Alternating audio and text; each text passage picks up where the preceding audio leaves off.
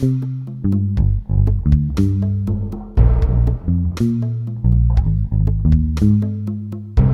up, everybody? This is JR from Dual Influence, bringing you another episode of What You Might Have Missed. Now, if my voice sounds a little bad, it's just because I got finished doing Lawrence for episode 11 of Mark's Bad Luck. And Lawrence sometimes takes a little bit out of me because he's so graphic. But anyway, let's jump right in. There's not a whole lot for episode 5 of Mark's Bad Luck entitled MLM The Hustle that you might have missed. But I'm here to point out just a few things that might have slipped past you while you were watching. So let's go. First thing, if you didn't notice on episode 5, while Mark and Crazy are trying to push Sec United onto their friends during the meeting, Mark actually starts to slowly act like Bob, which gets you into believing that maybe this thing isn't all it's cracked up to be. It's influencing them a little more than it should be instead of just being a business opportunity. And Crazy, on the other hand, begins to start acting like Greg. They even start saying some of the things that Bob and Greg have said or done in episode 4. So if you pay attention, Crazy says, "Yes, I feel it. I feel it." It's the same thing that Greg told them when he was at the meeting with Steve Henry in episode 4. So I feel it. Their mannerisms start to change. The things they say start to change. They start slowly becoming indoctrinated into Sec United. So that's something you might have missed. Another quick thing to note is that if you notice in these 3 episodes labeled MLM, they change their clothes. And they don't change clothes back to what they normally wear until it's all over with.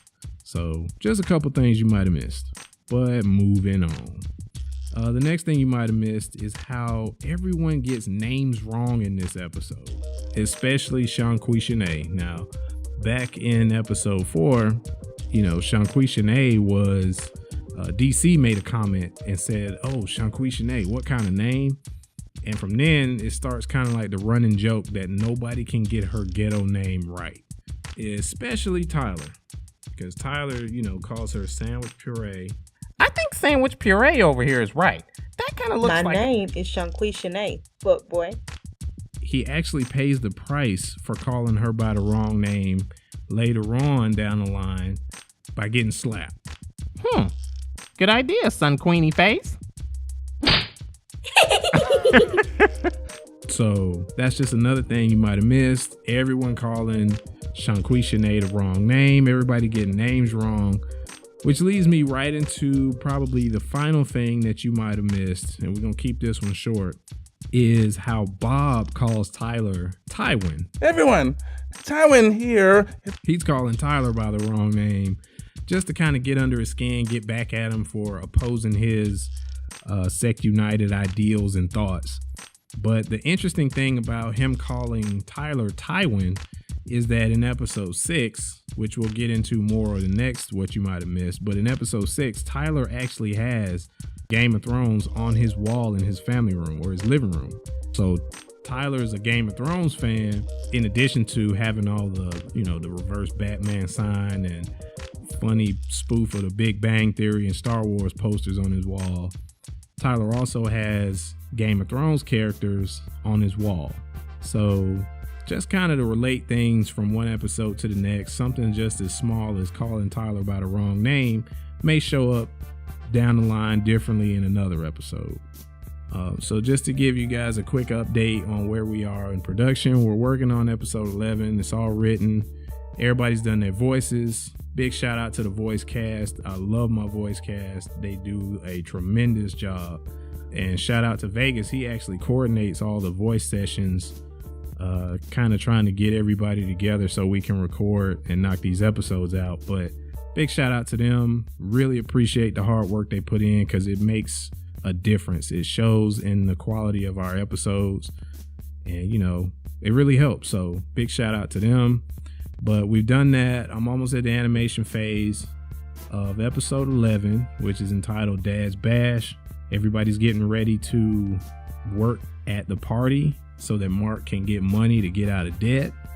But things end up really weird, especially the very end. Make sure you stay to the very end because this episode, some secrets kind of come out. So I'm looking forward to putting this out for y'all. Looking forward to y'all enjoying it.